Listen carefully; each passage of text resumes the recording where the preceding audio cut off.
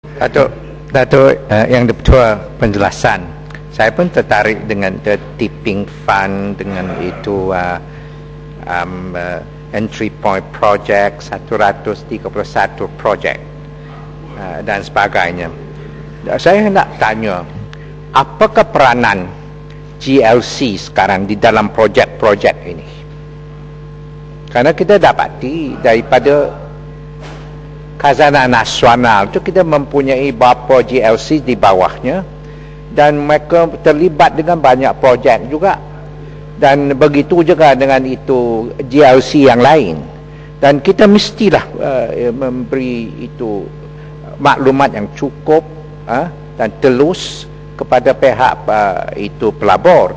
Misalnya yang berhormat pun kita bersama bila kita melawat itu Iskandar, memang baik, ya, cukup satu rancangan yang baik, tapi kita dapati pelabur tu tidak begitu ramai. Tidak begitu ramai, walaupun pada akhir-akhir ini dikatakan ramai dah sudah nak menyertai itu Iskandar, tapi saya tak nampak lagi itu dari segi itu pelaburan yang sebenarnya yang dilaborkan di situ. Belum dapat lagi. Mungkin mereka masih ada keraguan mengenai apakah peranan kerajaan. Kerana Datuk yang betul, yang penting sekali itu kita mestilah menggalakkan inisiatif dan inovasi daripada pihak swasta.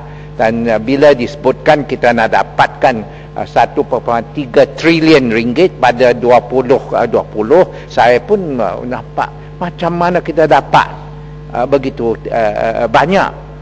Walhal sekarang pun misalnya di Iskandar kita tak dapat lagi.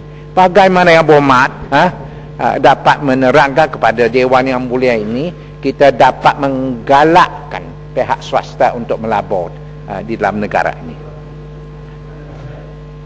Aku nak dengar Menteri penjelasan ni, jadi minta tolongnya ganggu banyak sangat ya kawan. Menteri.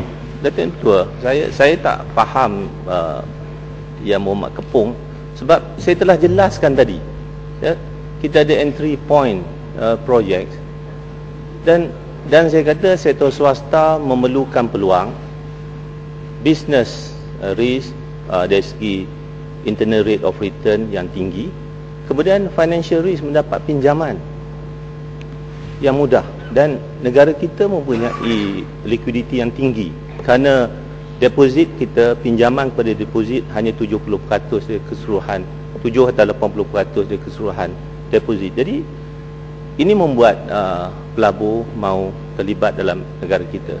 Dan saya juga ingin nyatakan kepada Datuk Yang Dipertua, kita selalu bercakap tentang nilai pelaburan yang akan kita terima, dan saya menyatakan tadi bahawa kita melihat kepada nilai pelaburan yang dapat melonjak negara kita kepada high value added economy, bukan middle value added economy.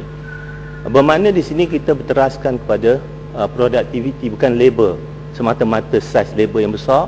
Bermakna pelaburan yang 1 bilion berdasarkan kepada orientasi productivity berbanding dengan 2 bilion yang berasaskan kepada labor base ekonomi.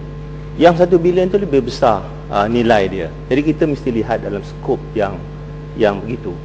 Kemudian Muhammad bertanya tentang peranan GLC, di mana saya nyatakan bahawa melalui NKA kita akan berbelanja hanya 8% kerajaan. 90 kita akan belanja 8%, 92% daripada sektor swasta, dan sebahagiannya kalau tak silap saya, kadang kita tak ingat, 20-30% mesti datang daripada GLC. Terima kasih Datuk Ketua, terima kasih Yang Berhormat Menteri.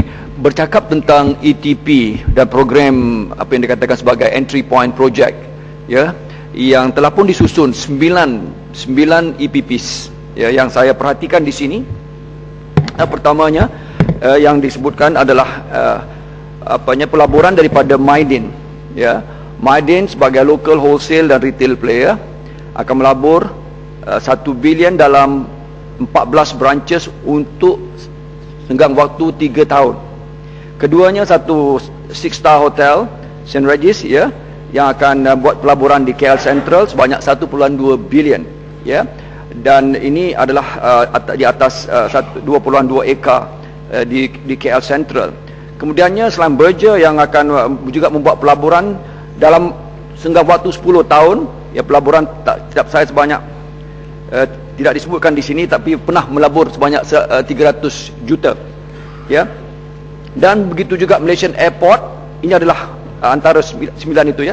Dan the Premium Renewable Energy, dan juga Ministry of Higher Education dalam Asia E-University, ya, 100 juta. Dan Johor Premium Outlets located di Genting Indraputra, Johor, 150 juta. Dan keseluruhan ini sebenarnya tidaklah seperti mana yang Menteri sebutkan 100 lebih bilion, hanya pada sejumlah seluruhnya tak pun sampai 30 bilion, tetapi 28.36 bilion. Kalau kita tolak daripada KLIFD yang merupakan di Kuala Lumpur Islamic Financial District itu, pembinaan yang dibuat joint venture 1MD dengan Mubadala itu, you are only left with 2.386 billion. Jadi yang Berhormat Menteri, gembar-gembur tu saya suka juga kerana ia merangsang dan ia cukup menguja dan ia memberikan satu excitement dalam komuniti pelabur. Tapi bila saya lihat sendiri akan detail dan pendetailan EPP sini, Datuk Ini Petua, yang 9 yang dikatakan sudah 5-star rated oleh pemandu itu. Kita banyak sangat ni pemandu, pemuda, ICU. Jadi yang Berhormat Menteri, I feel to be convinced, minta maaf, buat sementara ini, kalaulah betul-betul ianya bersifat outcome based dan ianya pada akhirnya akan juga melonjakkan pendapatan, ya, GNI per kapita. Tapi kalau kita lihat dari sudut kegiatan-kegiatan investment ini, yang Berhormat Menteri, bagaimana agaknya? Kerana kita telah melalui dalam gelombang pertama mega project billions of ringgit, tapi kita masih terperangkap seperti mana yang Menteri sebutkan sendiri sedikit waktu dahulu, dengan pendapatan rejim pendapatan sederhana. Tapi kalau kita ulangi yang sama dengan tidak menekankan tentang apa yang sepatutnya merupakan the SMEs, inilah yang akan menghasilkan pendapatan tinggi, Datuk Yang Di-Pertua. But I feel to see, saya gagal melihat dalam bajet maupun dalam ETP penekanan itu diberikan kepada SMEs. I'm a subscriber, saya melanggan ini fortnightly SMEs punya magazine ini. Tapi kalau kita lihat dalam 9 entry point project ini, tak satu pun yang saya lihat melonjakkan ke arah outcome base itu, ke arah kepada pendapatan tinggi. Betul kita akan melonjakkan GDP, tapi tidak semestinya pendapatan tinggi. Terima kasih. Okey, terima kasih, Ya Mat. Sebenarnya Ya Muhammad, saya cakap dulu, Ya Muhammad. Saya nak tanya dengan Menteri juga. Kita dalam Dewan sebenarnya, Muhammad, bukan untuk menegakkan argumen kita. Kerjaan mensyurkan inilah dasar kerjaan, inilah cara kerjaan. Tapi kalau di sini kita nak kata ini salah, tak betul, saya tak percaya, itu dah perkara lain dah, Muhammad. Jadi sila, Yang Menteri. Yang Berhormat Menteri. Terima kasih Yang Berhormat Menteri, terima kasih Dr. Speaker.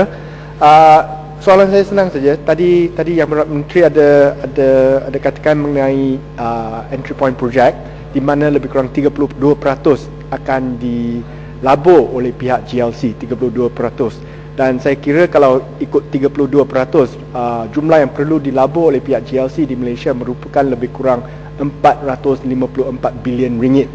Dan bila saya membuat pengiraan mengenai lebih kurang 17-20 syarikat GLC yang terbesar yang disenaraikan dalam Bursa Malaysia, mereka mempunyai hutang terkumpul yang lebih kurang 38 bilion ringgit.